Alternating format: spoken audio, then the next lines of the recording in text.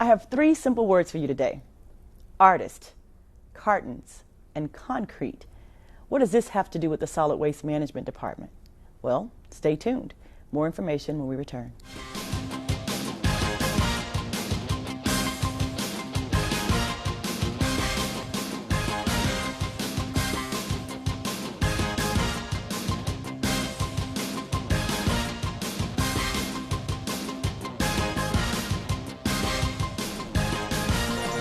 Hi, and welcome to Wasting No Time on HTV. I'm your host, Sharon Moses.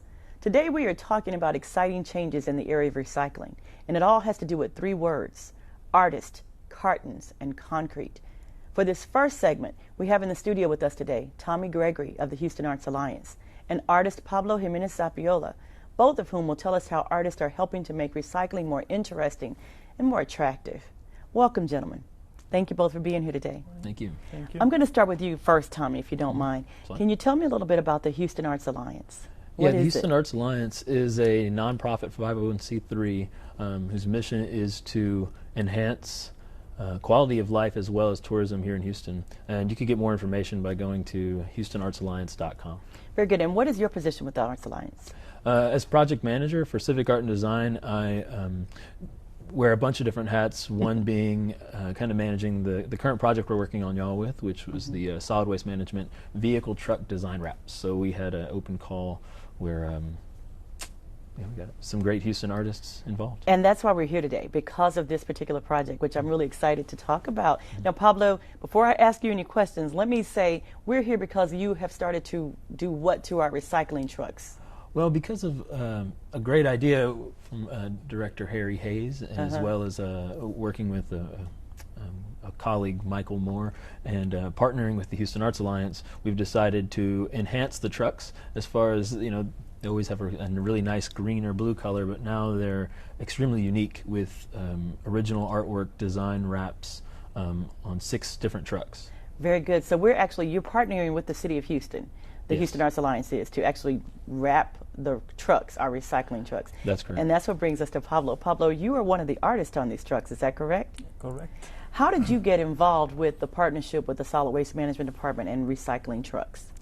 Well, this was a call that the Houston Art Alliance had last year, calling for artists for this project. I submitted my proposal, many different ideas, and they picked the one you know.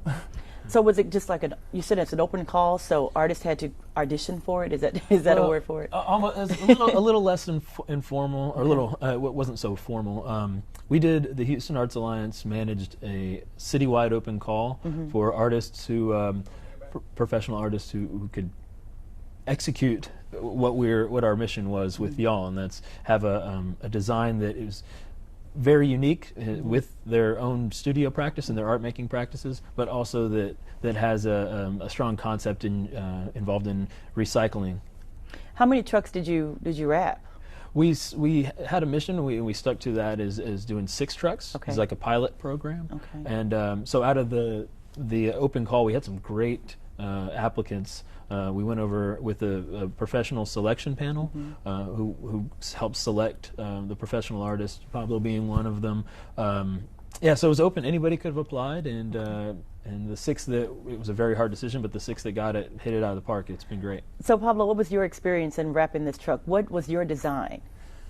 My design was fig ivy, which is something very characteristic here in Houston. You can see it everywhere. And for me, it was a very simple symbol of nature and green, right? Green culture. So is that why you chose it? Was there a theme behind it? Was there? No, as I said, I submitted different ideas, some with typography, some with more color, but then I wanted to have one with just pure nature, real nature. So that's why I developed this one. I shoot a lot here in the city of Houston all the time, and I have a huge bank of photography. Well, it is a beautiful truck.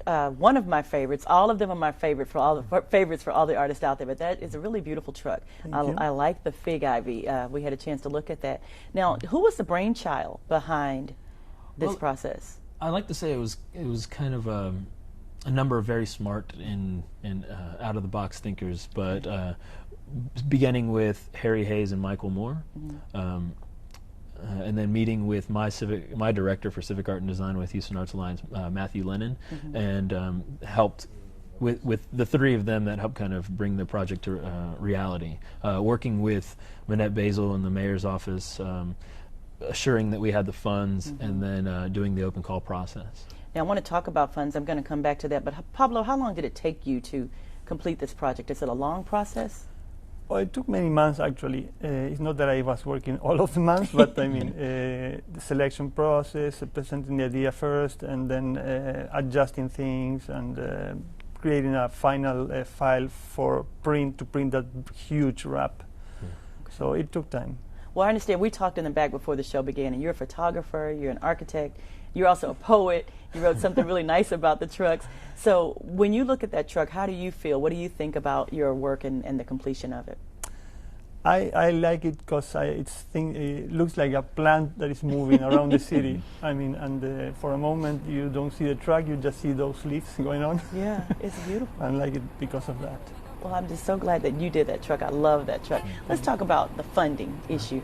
How much did it cost to do a project like this? It was a very modest budget, considering kind of I think the impact that it's going to have citywide, statewide. I already know this is the envy of some other cities, and they want to kind of hop on board with what solid waste management in the city of Houston is doing. But the funding was about $2,000 per design for each artist, and then around $6,000 to wrap each truck, which, if you look at the size of the trucks, 30 feet or 35 feet long, and however many feet high, almost 10 feet high. It's an impressive and very cost-effective way to get our message across. And of course, we have to ask: was there any taxpayer dollars involved, or where did the money come from? There's a percent for arts through the city of Houston. So hot taxes, which is hotel occupancy tax, pays for a lot of the civic art in the city. So we're fortunate to have that here in Houston, because we actually need to take more advantage of that as far as other city departments, and realize that you can have very successful design enhancements or art projects along with any either construction or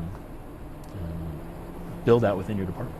So the funds that were involved, actually, they were already allotted for, and these are the type of projects that you do with that type of funding. Yes, with the program, the solid waste management recycling program expanding, I think that it was the pieces of the puzzle were in place where we could get a good chunk of I guess a good chunk of money to be directed towards fine arts. That's wonderful. Yeah. Well, I have absolutely enjoyed the project, just watching the trucks kind of parade through the streets. Any more plans to wrap any more of our trucks? Well, that's our hope. After the success of this kind of pilot program, we're hoping it becomes an ongoing program. And we did actually go in under budget from what we had proposed. So there may be an opportunity to do 2 more trucks. So we'll do another open call, and hopefully we'll get another great outpour of interest in city artists. Well, such a wonderful project. Pablo, you're going to be part of the project if we choose to continue to move forward on this? I would like, but I will leave that opportunity to other artists, I think. Well, thank you both, and thank you to the Houston Arts Alliance for even bringing this project to the city of Houston. It's our pleasure. It's a great partnership. It's a wonderful thing to do. Thanks for keeping us beautiful. More exciting news when we return.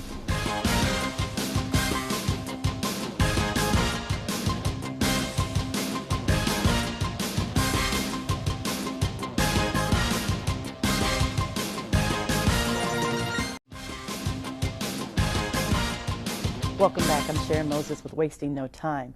And we continue today's theme in highlighting some of the things that we're talking about and the exciting changes taking place in the Solid Waste Management Department and the benefit that those changes have in our area of recycling. We're switching gears now from artist involvement when it comes to recycling. We are now talking about cartons. That's right, cartons. Did you know that milk, juice, and soup cartons are now recyclable in the Houston area? We have Michelle Wagner here of the Carton Council to tell us more. Thank you for being here today, Michelle. It's my pleasure. Thank you. So what is the Carton Council? I don't know if anybody's really heard of that yet. Probably not. The Carton Council is actually a group of carton manufacturers that united with the goal of helping to reduce the environmental impacts of cartons across the country. And what they're really focusing on is trying to get as many cartons recycled as possible. So how long has the Carton Council been around? They've been around since '09. That's when they formed. Okay. What's interesting is prior to the Carton Council forming, only 18% of the households in the United States had access to recycle cartons. Wow. But now, with the industry banding together, right now over 50% of the households in the United States can recycle cartons, which is a huge leap.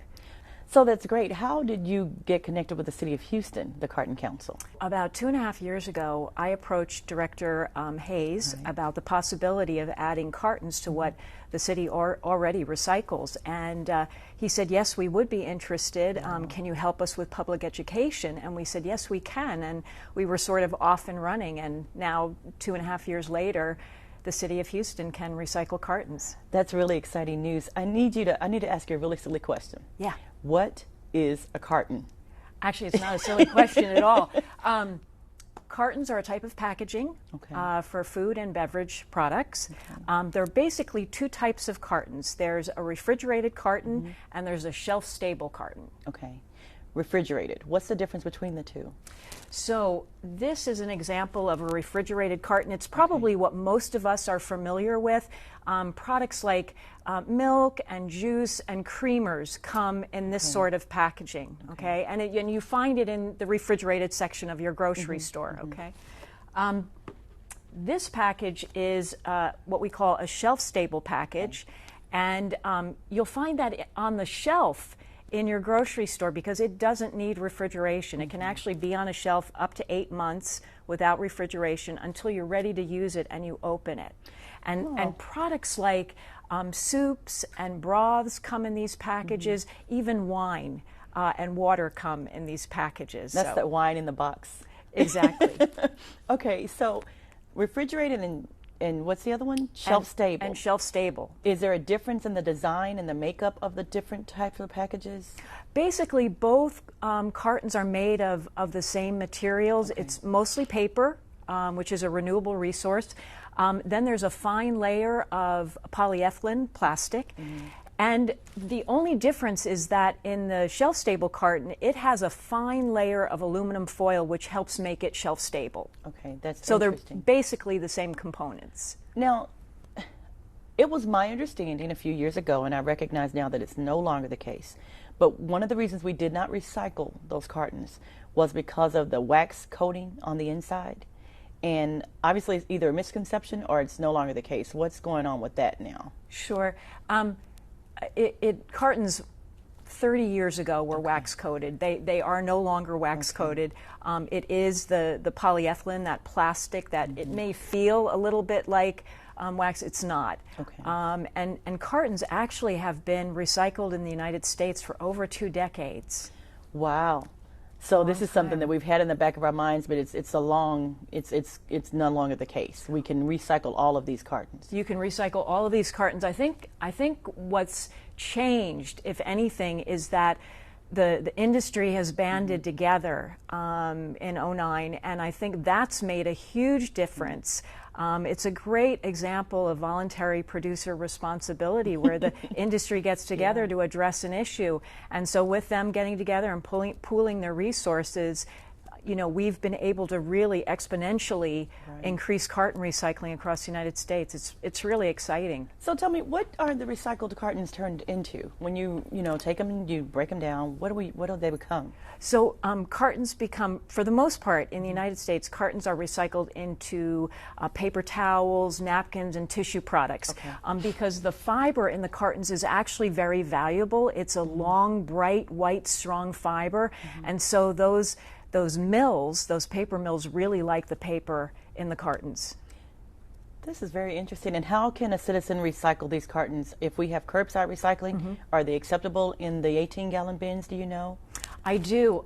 Yes, if you have curbside collection, if you're a resident that has single stream service, you put it in your 96-gallon container. Right. If you're a resident that has the dual stream program, you put it in your 18-gallon bin. So yes, you can. That's wonderful news. So let me ask you this. What if you don't have curbside recycling? Have we left our other citizens out? You're not out of luck. If you take your recyclables to any one of the city's drop-off centers for recycling, you can recycle your cartons too. So we've tried to make sure everybody's covered. I like that. Everybody's covered. So let me ask you, do you think it's possible to have the whole world recycling cartons? And when I say whole world, of course I mean the city of Houston. The city of Houston, yes. Yeah, I mean, I think it's a hefty goal for everybody to recycle, but I think there are terrific benefits to the citizens of Houston to recycle their cartons, because the more we can recycle, the more we keep out of our landfills, and we're keeping valuable fiber out of the landfill and making it into a usable product. So it's good for the environment and it's good for the citizens of Houston. One quick question, we got to go. Okay. What happens to that aluminum and stuff that's in there? So in some cases at the mill, the poly and the aluminum are used to create energy at the mill, and in some cases it's landfilled.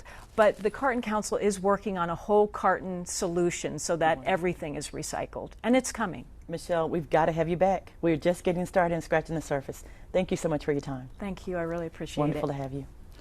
Well, did you know that in 3 years, an elementary school can recycle over 203,000 cartons, save 4,470 pounds of paper, and 38 trees? Don't throw it away. Recycle it. We'll be right back.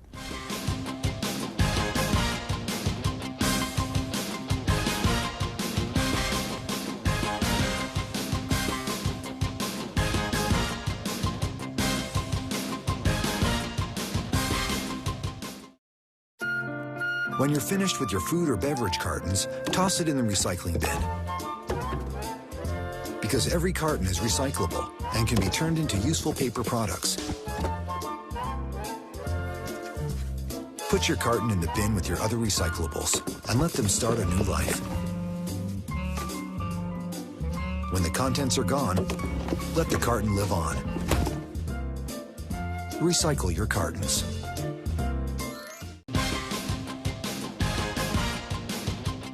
In the studio today, we have Max Hounshell of Cherry Companies and Sarah Mason with the City of Houston Solid Waste Management Department. Now, they're here to discuss the services we provide when it comes to recycling concrete. Now, this is a new service, and it's offered at 6 of our depositories in the City of Houston. The two representatives are here to tell us more about it. We've got Sarah and Max. So, Max, I've never really given much thought to recycling concrete. Can you give me a little bit of background of what is it exactly and I guess how the process works? Yeah, recycling concrete is really just like recycling any other product that people recycle. Mm-hmm. And with any product that we dispose of, it actually has a true value to it. Just because it's been used once doesn't mean that it doesn't still have value to it. Mm-hmm. Concrete is the same way. So what we do is we take that concrete, whether it's from a demolition project, from a roadway, or from just a sidewalk that people are dropping off at one of the depositories, we take that, crush it up, and it basically gets used in new construction projects. Now, see, that's just interesting to me, Sarah. I've been in this industry now for 7 years, and I understand that this has been going on probably forever, but we have not done it. So how did we get involved, Sarah, with recycling concrete, the City of Houston? Sure, Sharon, yeah. I mean, the concrete recycling industry is a very big industry in Houston, and as you know, the Solid Waste Department is always kind of looking for ways that we can recycle more different materials that we aren't currently recycling, things that we can add to our programs. And so in the same way that we've looked at ways to better recycle and reuse our yard clippings, tree debris, mattresses, now we're doing concrete. So we're very happy to be partnering with the Cherry Company and be taking that concrete at our depositories. When you contemplate concrete, are there certain types of concrete that can be recycled versus certain types of concrete that cannot? Maybe you can help me with that one, Max. Yeah, they're pretty much, if the concrete is clean, that's free of any kind of debris and mostly dirt, it's acceptable. We're not looking for, definitely not hazardous concrete. That would be the concrete that's been soaking up chemicals and like lead paint and stuff like that. But if it's from a roadway, from it's got a little bit of wire in it or even steel rebar in it, that's perfectly acceptable. So let's talk about it. I've seen concrete that has like fence all mixed up and all that stuff. Do you all take that? Is that considered clean concrete, or is that now not recyclable? Yeah, we'd encourage, if you're going to be dropping off the concrete at one of the depositories, we'd really encourage you to try to remove as much of the fence as possible. But a little bit of wire in there is considered clean. And what about the tires that have the concrete on the inside and it's got a steel post? Do you take that? Yeah, that one, the City of Houston does accept tires, but not the concrete and the tire together. Okay. So we'd want the citizens to actually remove that concrete from the tire as much as possible. Okay. Put the concrete in the concrete box and the tire in the tire box. So Sarah, why are we doing this? Why is the City of Houston recycling concrete now? Well, we wanted to give residents an opportunity to recycle another material that they might have at their house. And so, like all of the materials that people bring to the depositories, this is really for residents, for things that they're doing at their house, so really small amounts of concrete. But we do accept cinder blocks, concrete pavers, sidewalk, driveway pieces. So it's just if you have done a project at your house and you've got some leftover material, now you have another outlet to bring it and it will be recycled. So you talked about cinder blocks. What if I have a dry bag of concrete? Can I bring that to the City of Houston? You mean that hasn't been mixed? Yeah, that hasn't been mixed yet. I'm not sure. I think it has to be already made, but I don't know. I mean, sometimes if a bag got left out in the rain and it got solid, I'm not sure, Max. Yeah, I mean, we'd prefer it to be solid already, but if you have a dry bag of ready mix or even mortar, it's totally fine that gets dropped off as well. And how about wet concrete? Wet concrete, we accept wet concrete at one of our locations, one of our 8 locations around Houston. That you can go to cherrycompanies.com and look up those locations. They're also on the flyers that are at the recycling centers with our locations as well. Wet concrete is accepted at our locations, however the depositories are not set up with boxes that accept wet concrete. I'm glad you mentioned the depositories. I want to go back to that because if a citizen brings recycled or concrete that needs to be recycled to one of our depositories, are we going to help them unload? Sarah? Well, we have staff available, but really you're responsible for unloading your material yourself. So if you go to the Houston Solid Waste website, which is HoustonSolidWaste.org, and you can look up under the neighborhood depositories and find out all of the requirements and rules, hours that we're open for going to visit one of those sites. And is there a charge to bring the concrete? I mean, do we... There's no charge. There's no charge to use the depositories. Residents can come up to 4 times a month. They need to bring proof of residency with their driver's license and either a utility bill, something to show that they do live in the city of Houston, and then they can drop off the material. Now, how much can we save by recycling concrete? Is that a savings to the city of Houston, or is it a cost-effective method of what we're doing now? Does money even matter in this instance? It does matter in that if residents bring this material to one of our depositories where it can be separated and sent to Cherry for recycling, rather than, say, putting it in trash, then we're saving on our disposal. But more importantly, concrete, being able to recycle the concrete helps us with our recycling diversion rate numbers, to be able to divert more material from the landfill. So, Max, I think my question for you then is, when you recycle this material, what are you doing with it? What's left after it's been a slab of concrete? Yeah. So what basically the whole process of what we do is we crush it up, we get it through a machine that crushes it and takes it down to a size that either is TxDOT,